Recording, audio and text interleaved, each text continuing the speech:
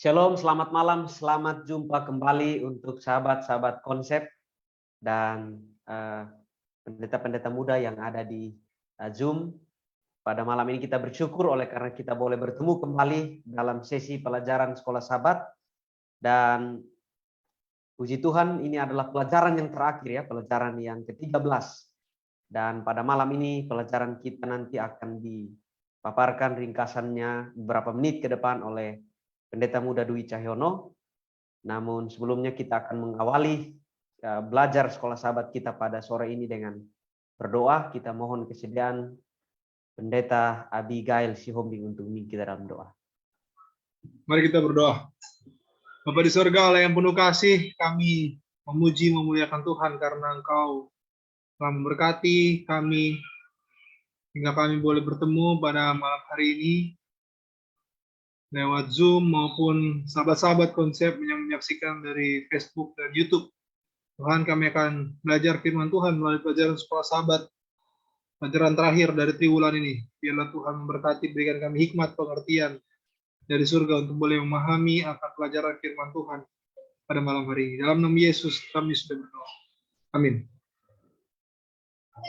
Amin. Terima kasih banyak kepada Pendeta Muda Abigail Sihombing. Dan pada kesempatan saat ini, sebelum Pendeta Muda Dwi Cahyono akan memaparkan beberapa menit ke depan ringkasan pelajaran sekolah sahabat kita yang ke-13 ini mengenai kebangkitan Musa, maka kami menghimbau kepada sahabat konsep jika ada pertanyaan boleh tuliskan di kolom komentar live di Facebook, sehingga nanti akan bantu dijawab oleh pemateri ataupun oleh tim konsep yang ada di dalam ini beserta dengan Pendeta Cardosi.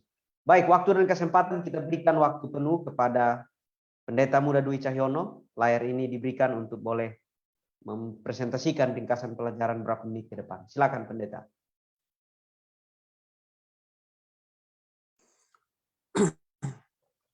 Baik, selamat malam saudara dan saudari sekalian. Pada saat ini kita akan mempelajari pelajaran terakhir pada triwulan ini dan juga pada tahun ini, di mana kita akan belajar dengan topik khusus, yaitu topik yang sebenarnya tidak dibahas di dalam buku ulangan ini sendiri, ya, karena ditutup buku ulangan ini dengan kematian Musa, tapi tidak dibahas tentang kebangkitannya. Nah, pada saat ini kita akan membahas kebangkitan Musa, dan selain juga kejatuhan dan juga kematian Musa, kemudian kebangkitan Musa. Jadi kita tidak hanya bisa sampai bahas dari buku yang lain maupun daripada sumber-sumber yang lain, terutama daripada juga Alkitab dan Roh Nubuat. Baik, kebangkitan Musa, pelajaran 13, tanggal 18 sampai 23. Baik, fokus pelajaran 13 ini adalah mempelajari karakter Allah dalam peristiwa dari peristiwa Musa dan kebangkitan Musa ini, ya, kematiannya dan kebangkitannya ini, dan kita akan melihat karakter Allah itu seperti apa. Nah, dosa Musa itu sendiri terdapat dituliskan di sana kurang lebih ada 4 ya, ada 4, bisa mungkin lebih ya, tergantung daripada sudut pandang kita, atau bisa mungkin diringkas ya. Bilangan 20 ayat 8 sampai 12. Melihat di sana, di sini Musa itu marah ya, menyebut orang-orang Israel ini sebagai orang durhaka, padahal Tuhan tidak menyebut pada saat itu orang Israel sebagai orang durhaka. Kemudian itulah dosa Musa yang pertama. Yang kedua,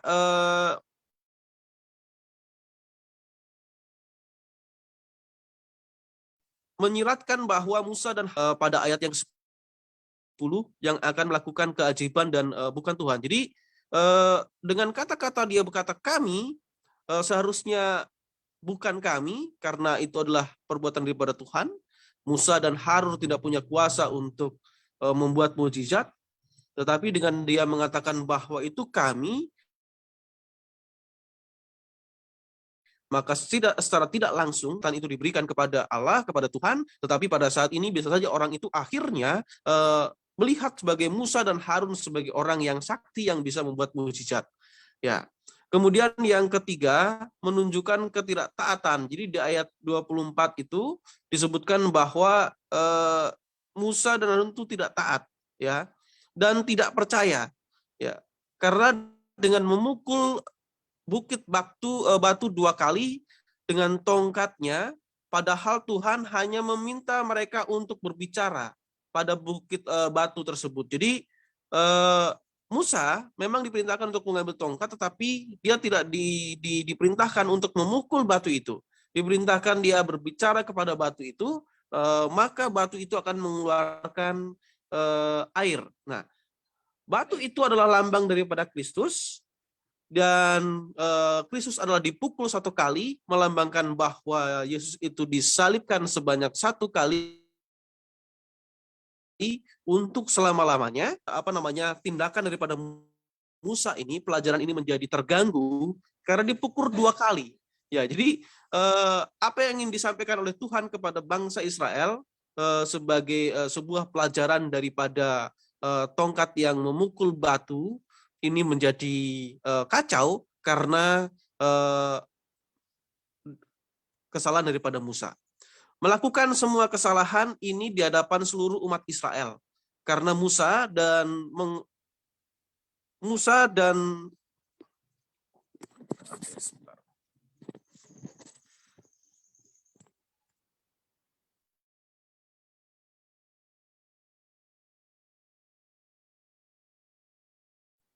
tidak menghormati, tidak boleh tanah perjanjian. Jadi karena dosa ini dilakukan di hadapan banyak sekali orang Israel, maka ini sangat fatal karena bisa saja mengakibatkan bahwa nanti ada orang yang mengikuti daripada dosa-dosa daripada Musa ini. Selanjutnya, pada peristiwa ini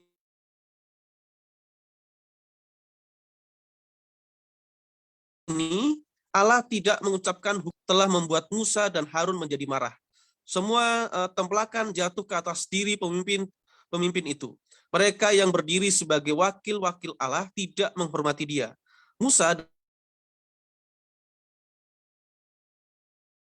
dan Harun merasa bahwa diri mereka hadap kenyataan bahwa persungutan bangsa itu bukanlah ditujukan kepada mereka, tetapi terhadap Allah. Oleh memandang kepada diri sendiri, merasa simpati terhadap diri mereka,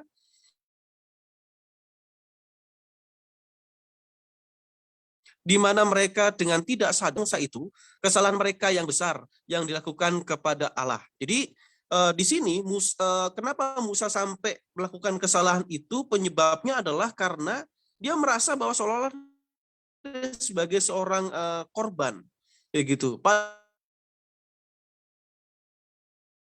Padahal ketika orang Israel itu bersungut-sungut, Musa dan Harun, tetapi kepada Tuhan. Tetapi Musa di sini menganggap bahwa itu persungutan itu kepada dia, dan itu bisa saja mendistorsi kredensi dia sebagai seorang pemimpin daripada bangsa Israel. Dan itu adalah pikiran daripada Musa, pikiran yang salah. Dan seharusnya dia harus fokus kepada Tuhan dan percaya bahwa ketika bangsa Israel ini bersungut-sungut, itu bersungut-sungutnya kepada Tuhan, bukan kepada dia. Selanjutnya, itulah yang menyebabkan daripada dosa daripada Musa, dan konsekuensinya adalah di sini dikatakan di dalam Bilangan 27 ayat 12 sampai 14 bahwa Tuhan berfirman kepada Musa, naiklah ke gunung Abarim ini dan pandanglah negeri yang kuberikan kepada orang Israel. Sesudah engkau memandangnya, maka engkau pun juga akan dikumpulkan kepada kaum leluhurmu. Sama seperti Harun, abangmu dahulu, karena pada waktu perbantahan umat itu di padang gurun Sin, kamu berdua telah memberontak terhadap titahku untuk menyatakan kekudusanku di depan mata mereka dengan air itu. Itulah mata air Meriba dekat Kades di padang gurun Sin. Nah, akibatnya adalah Musa tidak boleh masuk ke tanah Kanaan, ya, ke tanah perjanjian. Kemudian dia hanya diperbolehkan untuk melihat daripada jauh. Setelah itu Musa dibiarkan mati. Baik, selanjutnya. Ulangan 34 ayat 6, dan dikuburkannya lah dia di suatu lembah di tanah Moab, di tentangan Bet Peor, dan tidak ada orang yang tahu kuburannya sampai hari ini. Jadi akhirnya Musa dikuburkan di suatu tempat di tanah Moab, ya, di lembah tanah Moab, tetapi tidak ada orang yang tahu. Ya, tidak ada orang yang tahu ini memberikan banyak sekali arti bahwa apakah Musa benar-benar dikuburkan, atau dia sudah dibangkitkan dari kepada kubur, atau memang tidak diketahui sama sekali. Ya, jadi tidak ada yang tahu ini apakah kuburnya apakah sudah tidak ditemui lagi, tidak ada, atau memang Musa sudah tidak ada kuburannya lagi. Selanjutnya. Nah, ada sesuatu yang menarik di sini. Ketika Musa dibawa ke puncak daripada gunung tadi untuk melihat tanah Kanaan, dia tidak hanya melihat tanah Kanaan, tetapi dia juga melihat masa depan daripada bangsa Israel. Dan juga sampai di sana adalah bagaimana datangnya daripada Yesus Kristus yang pertama kali, kemudian dia mati disalib untuk menebus dosa-dosa manusia. Disitulah akhirnya Musa memiliki pengharapan terakhir, yaitu dia mengaku dosa-dosanya dan memohon keampunan dalam nama Yesus. Nah, ini sesuatu yang menarik. Ya, Musa meminta ampun kepada Tuhan, ya, dalam nama Yesus, padahal Yesus belum disalibkan pada saat itu. Ya, selanjutnya. Apakah Musa dibangkitkan? Ya, dari Yudas 1 ayat 9 dikatakan di sini, tetapi penghulu malaikat Mikael ketika dalam suatu perselisihan bertengkar dengan iblis mengenai mayat Musa dan tidak berani menghakimi iblis itu dengan kata-kata hujatan, tetapi berkata, kiranya Tuhan menghardik engkau. Ya, jadi di sini Tuhan Yesus berebut atau mengklaim daripada mayat Musa yang diklaim sebagai oleh setan tidak pantas untuk dibangkitkan. Tetapi Yesus membela, ya, karena walaupun Musa sudah jatuh dalam dosa, tetapi dia sudah mengaku segala dosa-dosanya di dalam Yesus Kristus, dan pada akhirnya dia dibangkitkan. Pada Matius 17 ayat 3 kita ketahui bahwa dia juga muncul bersama-sama dengan Elia, dia berbicara kepada Tuhan Yesus pada saat itu. Selanjutnya.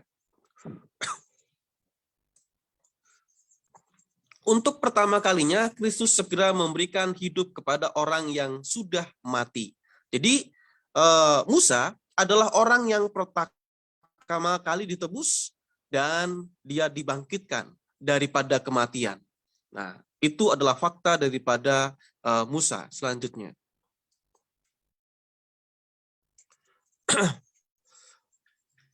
Belum pernah sampai kepada saat dinyatakan dalam pengorbanan Kristus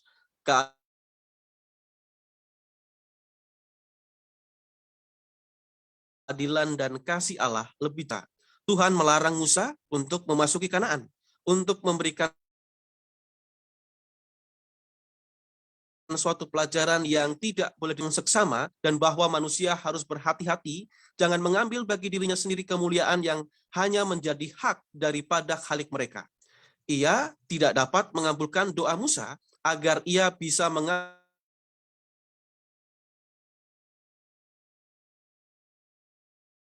bagian dalam warisan Israel atau meninggalkan hambanya. Allah yang di surga itu mengerti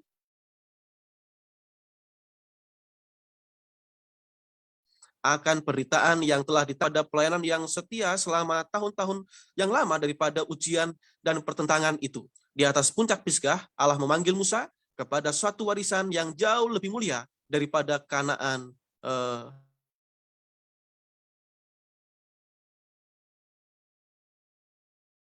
duniawi. Jadi inilah pelajaran, bisa belajar bagaimana tentang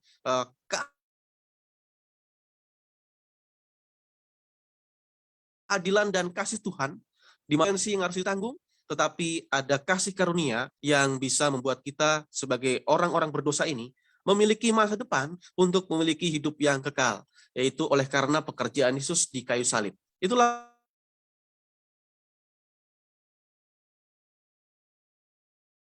pelajaran kita pada minggu kali, dan biarlah Tuhan membantu kita mungkin untuk jaringan yang lebih baik ya. Karena saya lihat di sini jaringannya sudah 4G plus tapi ternyata masih putus-putus ya.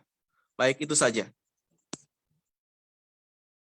Baik, terima kasih banyak kepada Pendeta Muda Dwi Cahyono yang sudah memaparkan ringkasan singkat mengenai pelajaran sekolah sahabat kita yang ke-13, pelajaran yang terakhir dalam triwulan ini mengenai kebenaran zaman ini dalam kitab Ulangan. Baik, saya lihat ada pertanyaan yang masuk. Mungkin pertama akan ditanggapi oleh Pendeta Muda Dwi Cahyono terlebih dahulu, dan nanti akan dilanjutkan dengan Pendeta Muda Depari, ya, Ari Depari, untuk boleh menjawab pertanyaan. Yang pertama, apa yang menyebabkan Musa sampai Musa berlaku seperti ini? Jadi kita tahu bersama tadi dalam pemaparan bahwa Musa memukul batu, padahal yang Tuhan suruh berbicara. Nah, kira-kira apa yang menyebabkan sampai Musa berlaku seperti ini dengan memukul batu itu? Silakan Pendeta Muda Dwi Cahyono dan nanti dilanjutkan oleh Pendeta Ari Depari. Ya, oke. Saya tutup kamera aja ya supaya jaringannya mungkin lebih ringan. Ya, apa yang menyebabkan Musa sampai dia memukul batu? Ya, pertama tadi karena kemarahan. Ya, terus dijelaskan oleh berdasarkan kutipan daripada Nyonya Ellen White tadi bahwa Musa merasa diri sebagai korban, ya. Terus dia tidak tahan lagi oleh persungut-sungutan daripada bangsa Israel, dan dia menganggap bahwa persungutan itu adalah untuk dia. Dia merasa bahwa dia bebannya sangat berat karena persungutan-persungutan itu, sehingga dia karena awal mulanya dia berpikir dia adalah korban, ya, padahal dia lupa bahwa persungutan itu adalah untuk Tuhan, bukan sekedar untuk pemberontakan kepada mereka, ya. Dan disitulah dia mulai kurang percaya, menunjukkan kekurang percayaan kepada Tuhan. Dan karena kekurang percayaan inilah akhirnya dia melakukan sebuah kesalahan, ya. Tadinya dia disuruh untuk untuk hanya berkata-kata saja, tetapi dipukul sampai 2 kali. Itu saja. Ya, terima kasih banyak Pendeta Dwi. Kita langsung saja kepada Pendeta Ari Depari. Mungkin ada tanggapan mengenai apa yang menyebabkan sampai Musa berlaku seperti ini, ya, dia pukul batu. Silakan Pendeta. Baiklah, terima kasih. Dalam kesimpulan yang kita lihat di pelajaran-pelajaran sebelumnya, Alkitab kita menyimpulkan bahwa orang ini adalah orang yang paling lemah lembut hatinya. Sejak sejarah dunia ada dan manusia ada. Tetapi di bagian akhir pelajaran ini kita bisa lihat bagian-bagian fatal yang terjadi di dalam pekerjaannya dan membuat dia tidak bisa sampai di tanah perjanjian itu. Kenapa dia bisa seperti ini? Secara sederhana sebenarnya kita tadi sudah lihat dalam pelajaran sekolah sahabat kita, tapi pada prinsipnya mengacu kepada peristiwa mengeluarkan air itu, kalimat yang dia sampaikan menurut saya cukup manusiawi. Manusiawi seperti apa? Dalam pekerjaan-pekerjaan yang dilakukan oleh hambanya, pekerjaan Tuhan ini kadang-kadang secara tidak sadar dianggap pekerjaannya sendiri. Khususnya kalau sudah bicara soal hasil, ya. Jadi, pendeta itu luar biasa ya pelayanannya. Padahal dia mengerjakan pelayanan Tuhan, begitu. Jemaat ini luar biasa ya. Mereka ini luar biasa pelayanannya. Padahal kalau dikembalikan semua itu adalah pekerjaan-pekerjaan Tuhan. Ya, sehingga dalam hal ini Musa juga ada pikiran begitu. Apakah kami harus mengeluarkan air begitu? Ya, jadi lupa dia, ya, dia lupa bahwa sebenarnya semua itu Tuhan dan dia hanya alat. Dan hal ini yang menjadikan dosa baginya.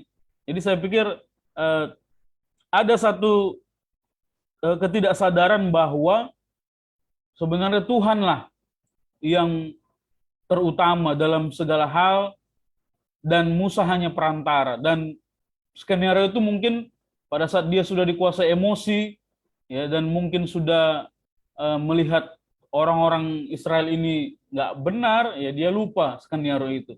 Mungkin itu yang menyebabkan dia di bagian akhir pelajaran sekolah sahabat kita ini berada dalam kondisi seperti ini. Terima kasih.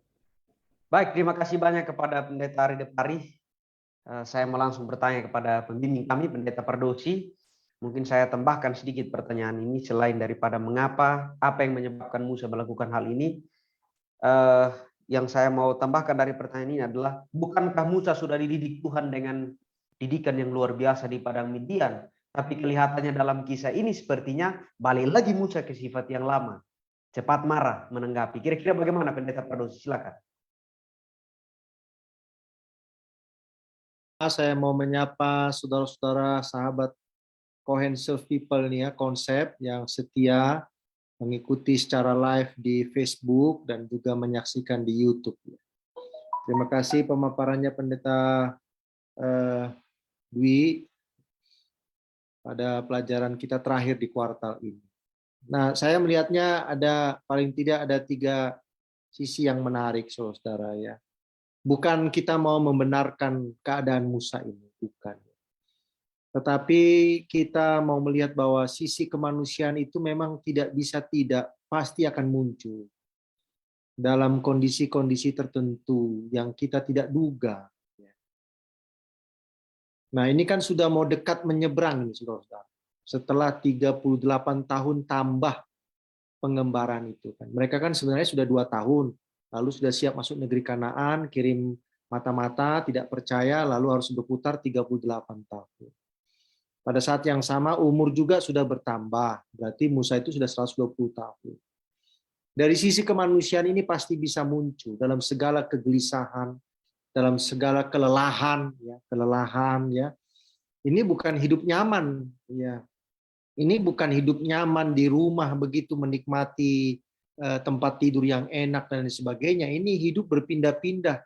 Ya, debu itu menjadi makanan setiap hari mungkin ya. Panas terik matahari itu menjadi hal yang biasa walaupun ada tiang awan dan ada tiang api di malam hari. Tapi ini bukanlah hidup nyaman di hotel atau di mana ya. Di hotel saja mungkin kalau kita kelamaan bisa jenuh juga, bisa marah-marah, betul nggak? Itu buktinya apa? Ya yang harus ikut apa itu namanya itu? Apa itu yang COVID ini? Karantina. Yang di karantina aja sudah tinggal di hotel marah-marah. Kenapa? Karena bayarnya kemahalan kan gitu ya. Ya. Nah, itu padahal tidurnya enak gitu kan. Ini bagaimana di tenda seperti ini, belum lagi persungutan yang berulang-ulang seperti itu. Saya bukan membenarkan tindakan Musa, bukan, tapi sisi kemanusiaan manusia itu walaupun kita ini sudah diubahkan oleh Tuhan, bisa saja muncul dalam kondisi-kondisi yang kita tidak antisipasi. Ya, kita pikir diri kita kuat, ternyata kita tidak kuat. Nah, inilah persoalannya ya.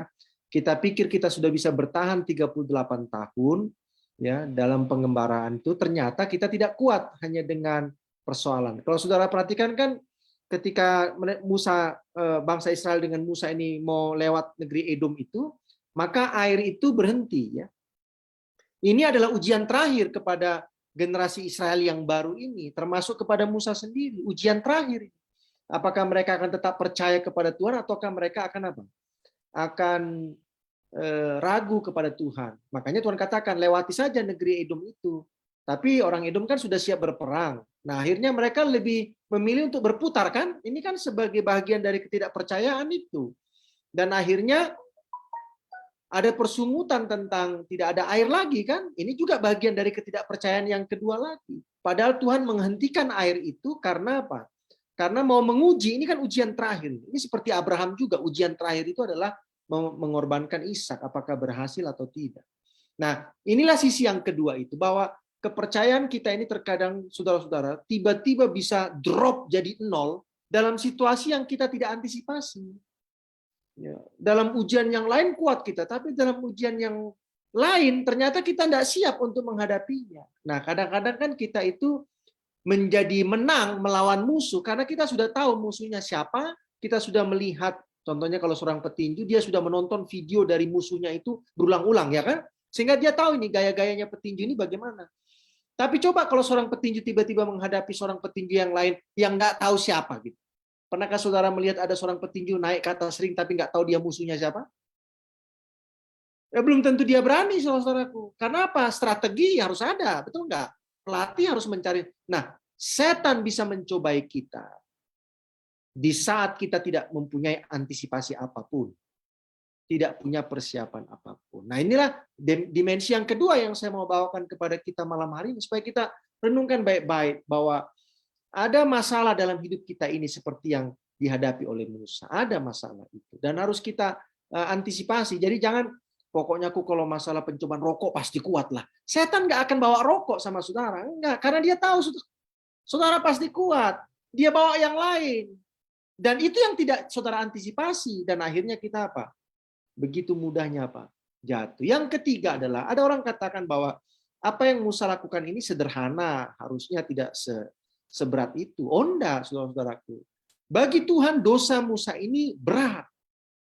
Kenapa? Dia seorang pemimpin. Nah ini pelajaran juga bagi kita. Pemimpin itu kalau salah tidak boleh dibela-bela dan dibenar-benarkan dan dimaklum-maklumkan gitu. Maklumlah kan dia seorang pemimpin. Nggak boleh. Justru pemimpin itu lebih tinggi standarnya. Orang Israel banyak sekali yang kadang-kadang tidak percaya, tapi kadang-kadang Tuhan masih terima, Tuhan ampuni. Tapi kalau pemimpin tidak boleh. Tidak boleh ada maaf bagi seorang pemimpin kalau dia berbuat kesalahan. Kenapa? Karena dia menjadi teladan. Kenapa? Karena dia yang mengajarkan penurutan itu. Kenapa? Karena dia yang mengajarkan kepercayaan itu. Kan begitu ya? Ya, setuju saudara? Kalau tidak setuju kan tidak apa-apa. Jadi ini yang harus jadi pelajaran bagi kita semua. Pemimpin itu kalau melakukan kesalahan, jangan dibela-bela, jangan dimaaf-maafkan. Tidak boleh. Konsekuensi itu harus jelas diberikan. Sama seperti Tuhan. Tetapi Tuhan memberikan upah kepada semua iman yang Musa sudah lakukan. Betul enggak? Ya, ada upahnya, hidup kekal. Begitu. Nah, kadang-kadang kita terbalik. Pemimpin itu menjadi tidak berdamai dengan Tuhan karena dosanya itu, karena dibela-bela sama kita ini. Akhirnya dia tidak berdamai dengan Tuhan. Nah, kalau kita tidak berdamai dengan Tuhan, masuk surga. Kan enggak. Jadi pemimpin ini bisa enggak masuk surga nanti gara-gara kita bela-bela. Terima kasih supaya menjadi perenungan. Entah jadi bingung kita, entah apa, bagaimana. Pokoknya itulah yang saya lihat ya dalam kehidupan. Terima kasih banyak. Baik, terima kasih banyak Pendeta Pardosi ya. Saya pikir ketiga poin yang disimpulkan dari pertanyaan pertama ini menjadi hal yang perlu kita ingat ya. Dosa-dosa, tidak ada kompromi di sana. Salah harus dikatakan salah. Baik, terima kasih banyak. Kita lanjut kepada pertanyaan kedua. Saya lihat ada pertanyaan yang masuk dan akan ditanggapi oleh Pendeta Abigail Sihombing. Siapa Musa ini? Mengapa dia sudah dibangkitkan dan masuk surga? Apa tidak bisa pemimpin Israel yang lain juga masuk surga? Mengapa harus Musa? Ya, jadi ya kembali lagi pelajaran sekolah sahabat kita kan fokusnya Musa. Nah, kenapa sehingga harus Musa? Dan bagaimana dengan pemimpin Israel yang lain? Kenapa Tuhan tidak masukkan ke surga dengan cara seperti dibuat kepada Musa? Silakan Pendeta Abi boleh menanggapi. Baik, terima kasih untuk pertanyaan yang diberikan. Menarik ya, saya juga sebenarnya masih ya merenung-renungkan lah kira-kira kenapa ya Musa mendapatkan satu perlakuan yang sangat luar biasa gitu dari Tuhan. Menurut apa yang saya pelajari dari pelajaran sekolah sahabat kita ya, sebenarnya Musa ini adalah pemimpin yang dipilih oleh Tuhan. Ini yang membuat kenapa Musa ini sangat istimewa, karena bukan karena dia memiliki kemampuan, kepintaran dan sebagainya, tapi karena memang dia dari awal dididik dan dipilih oleh Tuhan untuk membawa bangsa Israel keluar dari Mesir. Jadi itu yang pertama, ketika Musa di tengah kekurangannya yang dia miliki, dia dipilih oleh Tuhan. Lalu yang kedua, siapa Musa ini ya? Musa ini orang yang sabar dan lemah lembut ya. Kemarin kita sudah bahas di salah satu pelajaran diskusi Alkitab kita ya. Salah satu kelebihan Musa adalah dia orang yang sabar dan lemah lembut gitu. Walaupun ya tadi kita udah bahas juga ada kemarahan yang diekspresikan, tetapi dari sekian banyak persungut-sungutan yang dia dengar yang datang kepadanya, dari sekian banyak masalah-masalah yang harus dia selesaikan gitu.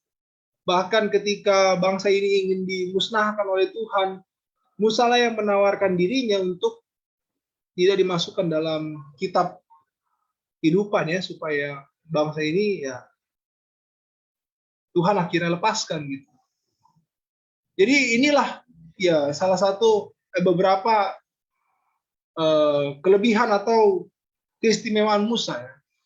Musa. Jadi di tengah beberapa kelemahan-kelemahan atau mungkin kesalahan yang Musa miliki, kita juga bisa melihat bahwa Musa ini adalah orang yang setia kepada Tuhan dan juga ya orang yang dipilih Tuhan, dan yang tadi saya bilang ya sabar, dan salah satu dalam Alkitab yang disamakan, bukan disamakan ya, punya sebutan dari Alkitab sama seperti yang Yesus miliki, yaitu orang yang lemah lembut, yang rindu akan keselamatan orang lain walaupun bangsa itu adalah bangsa yang sangat jahat ya, memiliki pelanggaran yang besar di hadapan Tuhan. Ya, itu mungkin pertanyaan siapa itu Musa ya, sehingga dia dibahayakan masuk surga walaupun terlepas ini adalah kasih karunia daripada Tuhan untuk Musa. Terima kasih. Baik, terima kasih Pendeta Abi. Saya langsung saja kepada Pendeta Perdosi ya, pertanyaan yang sama karena saya lihat pertanyaan ini sangat penting untuk boleh kita dapatkan pencerahan ya. Siapa Musa ini sehingga dia dibangkitkan oleh Allah dan langsung masuk surga? Apa tidak bisa pemimpin Israel yang lain masuk surga? Kenapa harus Musa? Mungkin Pendeta Perdosi langsung bisa menanggapi pertanyaan ini. Silakan Pendeta.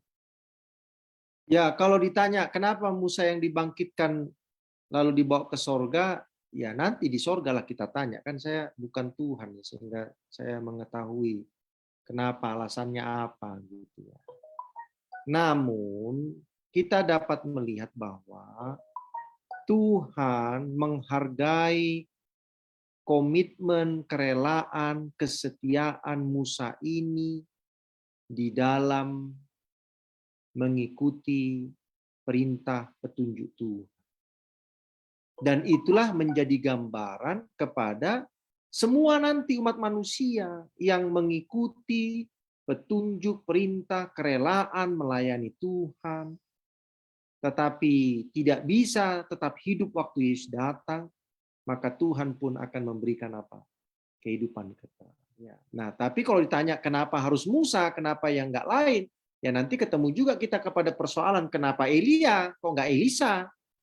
Ya, apa bedanya Elia dengan Elisa? Rupanya orang sama-sama setia juga kan gitu ya. Nanti persoalannya muncul lagi, kenapa nggak Paulus, itu Petrus dan lain sebagainya. Itu kan hak prerogatif Tuhan yang kita tidak bisa mencampurinya, ya kan? Kita tidak bisa mencampurinya.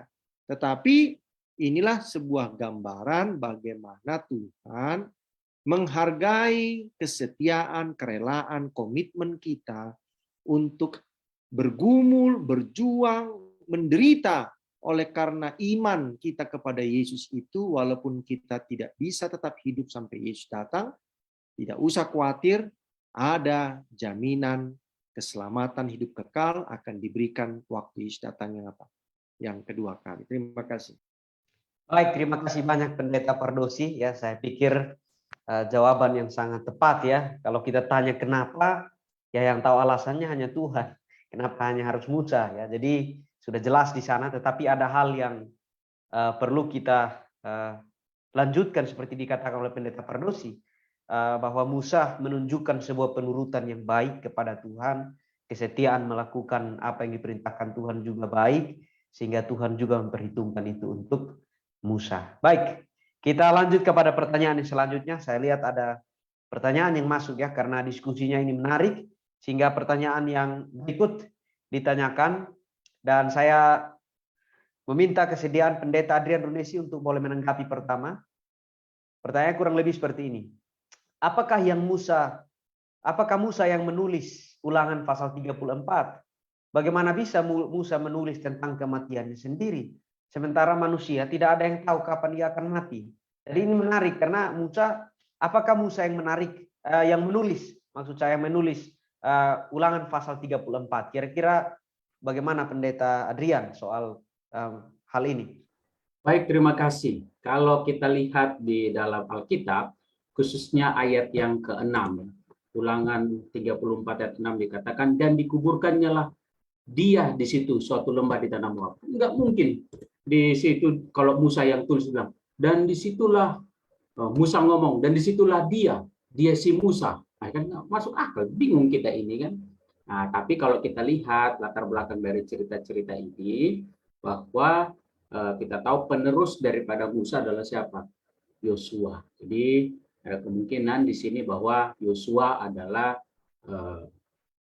suksesor ya, atau penerus yang juga mungkin melihat ya bagaimana ketika Musa ada di tempat itu ya, sehingga dia tahu bahwa Musa mati di situ, sehingga akhirnya dituliskanlah dan dia mati di situ. Ya, kira-kira itu yang bisa saya jawab. Terima kasih. Baik, terima kasih kepada Pendeta Adrian Runesi yang sudah menjawab. Saya langsung saja kepada Pendeta Pardosi. Pertanyaan yang sama ya, tentang apakah Ulangan pasal 34 ini ditulis oleh Musa? Karena ini hampir mirip dengan ketika dia menulis tentang dirinya ya, di atas muka bumi ini tidak ada orang yang lemah lembut seperti Musa ya. Jadi ini menarik ya. Kira-kira bagaimana Pendeta Pardosi mengenai pertanyaan ini? Silakan Pendeta. Baik, terima kasih. Nah, ini sama juga kalau saya mau bawa pikiran saudara, yang menuliskan tentang kematian Yosua itu siapa? Gitu. Dalam Yosua pasal yang ke-24 ya, ayat 29 mulai, dan sesudah peristiwa-peristiwa ini maka matilah Yosua bin Nun hamba Tuhan itu ketika berumur 110 tahun, lalu ia dikuburkan di daerah milik pusakanya di Timnat Serah yang di pegunungan Efraim. Orang Israel beribadah kepada Tuhan sepanjang zaman Yosua dan sepanjang zaman para tua-tua. Siapa yang tulis ini kan gitu ya? Apakah Joshua? Ya kan enggak juga. Artinya boleh saja begini, siapa tahu saudara mulai berpikir ya. Ya kalau Tuhan bilang sama Musa, kau tulislah nanti prosesi kematianmu begini, catat. Dicatat Musa, kenapa rupanya? Ada masalah sama saudara dan saya ketika seandainya Tuhan katakan Musa, catat dulu ini kira-kira 10 ayat lagi sisa ini, kira-kira begini nanti prosesi kematianmu. Sama seperti ketika Tuhan katakan sama Joshua, catat dulu ini kira-kira 6 ayat lagi nih, prosesi kematianmu bagaimana gitu. Ya bisa saja kan, bisa saja kan, tidak ada masalah. Karena toh juga Tuhan yang akan menguburnya, ya kan? Jadi Tuhan sudah tahu proses yang akan dia lakukan. Bisa saja begitu. Tapi para ahli berkata bahwa kelihatannya yang menulis ayat yang terakhir itu, ya khususnya tentang kematian Musa itu bukan Musa lagi. Ya. Mungkin saja Joshua, tetapi dimasukkanlah ke dalam buku Ulangan sebagai penutup. Ini yang disebut dengan happy ending itu. Ya, supaya sahlah gitu bahwa inilah akhir dari kehidupan siapa? Musa itu. Ya. Jadi boleh saja Joshua yang menulis. Ya. Tapi boleh saja kalau kita meyakini bahwa Tuhan menyuruh Musa menuliskan itu, ya bisa saja gitu ya. Tapi kalau saudara tanya sama saya, kira-kira mana yang lebih baik? Ya, yang lebih baik adalah nanti aja kita tanya di sorga kan gitu ya. Ya karena saya mau bilang apa? Kalau saya nanti bilang Joshua yang tulis, ternyata Musa diizinkan menulis kematiannya sendiri. Ayo, bagaimana? Sama seperti Musa menuliskan tentang akan munculnya nabi yang lebih besar dari dia, itu bagaimana dia menulisnya itu? Coba. Nah, kalau Musa bisa menuliskan tentang munculnya nabi yang lebih besar dari dia, apa menjadi sulit ketika Musa menuliskan tentang kematiannya sendiri? Apa menjadi sulit? Ya kan enggak juga. Karena ini kan firman Tuhan ya, ilham dari Roh Kudus, betul ya? Betul. Tapi kalau saudara tanya sama saya, yang mana yang lebih enak? Ya, yang lebih baik adalah kita tanya nanti kepada Musa kan gitu. Musa, siapa yang tulis bagian terakhir itu? Para ahli katakan kemungkinan besar ini adalah Joshua. Karena Joshua yang paling dekat dengan siapa? Dengan Musa ya. Oke, terima kasih banyak.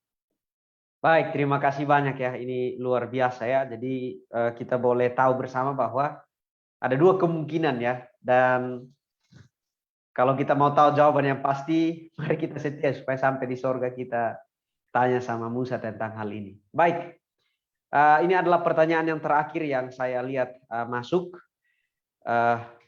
Saya meminta kesediaan Pendeta Jimmy Huta Barat untuk menanggapi pertama, lalu nanti Pendeta Pardosi, dan kita akan langsung kepada closing statement ya karena waktu kita. Baik, pertanyaan yang keempat. Mengapa Tuhan tidak mengizinkan Musa masuk tanah Kanaan duniawi, tapi justru masuk surga? Ini sebenarnya hukuman atau justru berkat untuk Musa? Nah, ini menarik ya. Ini hukuman atau berkat untuk Musa? Kira-kira bagaimana Pendeta Jimmy Huta Barat? Silakan.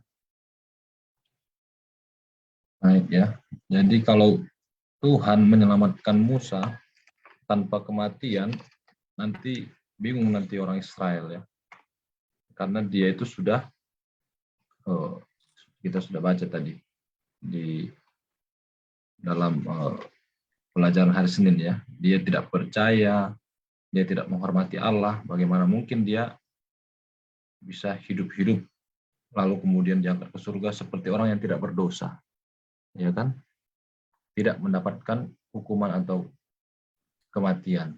Jadi dia harus diizinkan dulu mati. Tetapi untuk keselamatan kehidupan kedua itu kan Tuhan yang mengatur. Ya, siapa saja bisa Tuhan bangkitkan dari kematian.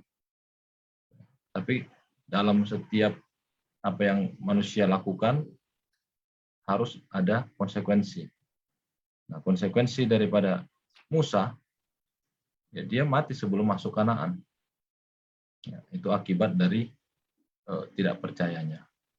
Tapi walaupun seperti itu, Tuhan berikan kepadanya keselamatan. Nah, aplikasinya dalam kehidupan adalah walaupun manusia itu sering melakukan banyak kesalahan di mata Tuhan, kadang-kadang tidak percaya, kadang-kadang tidak menghormati Tuhan yang kudus, membuat seolah-olah itu adalah kebolehannya sendiri, ya.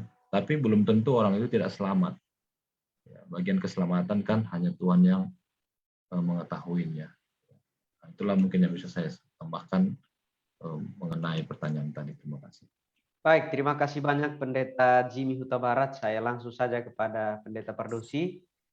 Pertanyaan yang sama, mengapa Tuhan tidak mengizinkan Musa masuk tanah Kanaan duniawi, tapi justru masuk surga? Ini sebenarnya hukuman atau justru berkat untuk Musa? Jadi kira-kira bagaimana Pendeta Pardosi? Silakan. Kalau dibilang berkat, masuk Kanaan jasmani, masuk Kanaan sorgawi, kan gitu namanya berkat. Jadi begini kita memahami. Banyak orang Israel itu kan tidak percaya sama Tuhan, betul? Dan itu semua mati. Jadi kalau ini tidak diperlakukan sama, terus gimana dong nanti? Bagaimana Tuhan harus menjawab yang sudah mati di padang belantara karena tidak percaya juga itu? Nah itu sebabnya ini harus diselesaikan hukumannya. Tidak bisa, ya udah dimaafkan aja lah karena ini pemimpin sudah berkorban dia 40 tahun, masa kita harus menghukum dia? Tadi di awal saya katakan bahwa kalau pemimpin salah, justru punishment-nya itu tidak boleh main-main, tidak boleh dibela-bela. Dan itu Tuhan sudah tunjukkan itu. Nah, dalam organisasi gereja ini kita justru terbalik. Kalau pemimpin yang salah malah disimpan-simpan. Kalau anggota yang salah malah mau dihabisi, dirajam, dilempari batu malah. Ya ini yang kebalik-balik. Justru kalau pemimpin yang harus diselesaikan seperti Tuhan menyelesaikan dosa Musa, Tuhan menyelesaikan dosa Harun, betul ya? Diselesaikan. Tuhan menyelesaikan dosa Miriam itu sampai kena kusta dia. Itu enggak main-main itu. Ini serius ini. Tuhan menyelesaikan dosa Nadab dan Abihu, enggak main-main itu. Ya karena apa? Karena ini adalah pemimpin-pemimpin rohani. Diharapkan oleh Tuhan pemimpin rohani itu tidak melakukan kesalahan-kesalahan seperti yang telah dilakukan oleh umat-umat Tuhan bangsa Israel selama 40 tahun itu kan gitu. Nah ini yang menyebabkan kenapa Musa itu tidak boleh masuk tanah Kanaan jasmani. Tetapi kalau saudara memahami benar, Kalaupun Musa masuk tanah Kanaan jasmani itu, berapa lama lagi hidupnya? Kalaupun dia umur panjang, dia akan melihat penderitaan yang luar biasa, penyembahan berhala yang luar biasa di zaman Joshua, zaman hakim-hakim. Tambah pusing lagi nanti kepalanya kan? Aduh, bangsa yang kupilih ini memang betul-betul keras kepala, tegar tengkuk ini katanya kan. Lebih bagus lah nggak usah kami masuk negeri Kanaan ini. Jangan-jangan menyesal juga lagi nanti dia masuk negeri Kanaan karena melihat kelakuan bangsanya. Itu sebabnya dalam hikmat Tuhan dan keadilan Tuhan, Musa tidak diizinkan masuk ke negeri Kanaan jasmani. Tetapi dia sudah melihat apa yang akan terjadi di negeri Kanaan jasmani itu. Dia sudah melihat ke depan. Dan itu ditunjukkan kepada. Dan itu sudah membawa kepuasan bagi batinnya. Sehingga dia akhirnya siaplah untuk tidak masuk ke negeri Kanaan jasmani. Walaupun dia belum tahu kalau dia akan masuk ke negeri Kanaan surgawi. Kalau dia tahu mungkin dia katakan, oke, mantap. Baguslah, nggak ada masalah itu. Dia kan nggak tahu dia. Ya, tapi dengan dia sudah ikhlas, maka perseteruan atau perdebatan antara Kristus dengan Mikael dalam buku Yudas tentang mayat Musa itu menjadi apa? Menjadi dapat diselesaikan dengan baik. Terima kasih banyak. Itulah closing statement saya pada malam hari ini. Terima kasih. Baik, terima kasih banyak kepada Pendeta Perdusi. Ya, saya pikir kita semua setuju ya dengan apa yang disampaikan. Dan kita langsung saja closing statement dari Pendeta Muda Dwi Cahyono karena waktu kita. Dan kita boleh mendengarkan sekarang dari Pendeta Muda Dwi Cahyono. Silakan Pendeta. Ya, ada banyak sekali pelajaran yang kita bisa petik dari peristiwa daripada Musa, kematian dan juga kebangkitan daripada Musa ini. Dan yang paling penting itu adalah kita di sini kita bisa belajar bahwa ada seorang pemimpin yang dia melakukan kesalahan, yang sebenarnya kesalahan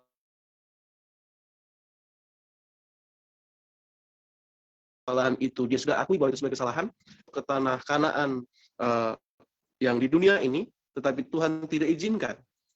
Ya, Tuhan tidak izinkan, walaupun dia sudah meminta ampun dan sebagainya, memohon berkali-kali. Nah, di sini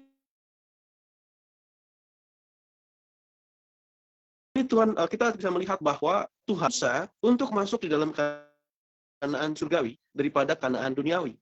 Ya, dan bisa saja itu bisa terjadi dalam kehidupan kita. Bisa saja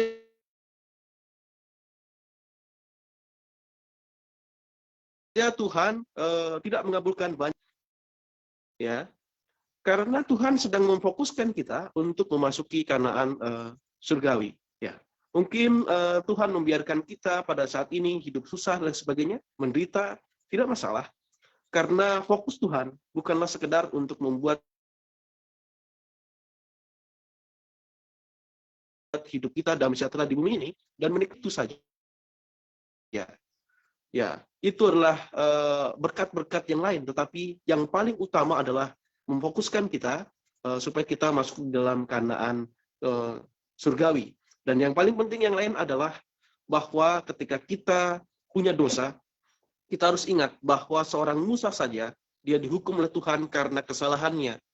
Dan apalagi kita sebagai orang-orang yang mungkin tidak bisa sekuat dan sebesar Musa, tetapi walaupun Tuhan menghukum, tetapi ada kasih karunia yang bekerja di sana, sehingga kita boleh fokus untuk masuk ke dalam kerajaan surga oleh karena kasih karunia Tuhan. Itu saja yang mungkin bisa kasih closing statement-nya. Tuhan berkati. Baik, terima kasih banyak Pendeta Muda Dwi Cahyono. Dan terima kasih juga untuk semua sahabat-sahabat konsep yang setia mengikuti tayangan ini. Saya pikir inilah pelajaran yang terakhir dari sekolah sahabat kita. Dan pesannya adalah bahwa Allah tidak memandang bulu ya. Dan Musa saja yang dekat dengan Tuhan ketika melakukan dosa, Allah tetap menghukum bahkan mendisiplin Musa. Tetapi saya kutip ya kalimat Pendeta Perdusi tadi bahwa ada happy ending di sana ya. Kalau kita menurut sama Tuhan, yaitu kita mungkin tidak dapat kebahagiaan jasmani, tetapi kita akan dapatkan kebahagiaan surgawi sebagaimana Musa dapatkan. Untuk menutup pelajaran sekolah sahabat kita pada malam ini, mari kita tunduk kepala dan kita bersatu di dalam doa. Bapa kami di sorga, terima kasih banyak untuk kesempatan yang baik ini Tuhan boleh berikan kepada kami. Kami boleh sama-sama belajar pelajaran sekolah sahabat yang terakhir dalam triwulan ini. Biarlah Tuhan akan tolong kami sehingga 13 pelajaran ini kami boleh menghidupkan dalam kehidupan kami, dan tentunya kami akan senantiasa melakukannya dalam kehidupan kami untuk memuliakan Tuhan. Pada saat ini kami berdoa secara khusus buat Pendeta Muda Dwi Cahyono di dalam pelayanan keluarga. Tuhan boleh berkati hamba Tuhan ini sehingga melalui pelayanannya nama Tuhan boleh dipermuliakan dan banyak orang boleh terberkati. Berkati juga Pendeta Pardosi yang setia menemani, membimbing kami di Cohen Service People ini, sehingga dengan demikian Dia juga boleh ditambahkan oleh hikmat dari sorga, sehingga kami terus belajar bersama. Berkati juga sahabat-sahabat konsep yang setia mengikuti tayangan ini dari minggu ke minggu, setiap hari Senin. Tuhan boleh berkati mereka, sehingga mereka juga boleh mendapatkan pelajaran yang baik dari setiap pelajaran yang boleh didapatkan dan diterima. Terima kasih banyak Tuhan, kami serahkan hidup kami ke dalam tangan Tuhan. Mohon ampuni kami orang berdosa. Di dalam nama Yesus kami berdoa dan mengucap syukur. Amin. Baik, terima kasih banyak. Sekali lagi kami tetap mengundang sahabat-sahabat konsep agar tetap setia. Ya. Setiap minggu di jam yang sama seperti saat ini, kita akan ada pelajaran sekolah sahabat. Dan kami mengundang untuk tetap setia karena setelah ini kita akan belajar diskusi Alkitab bersama. Akhir kata saya ucapkan selamat malam. Tuhan Yesus memberkati, sampai jumpa kembali. Amin.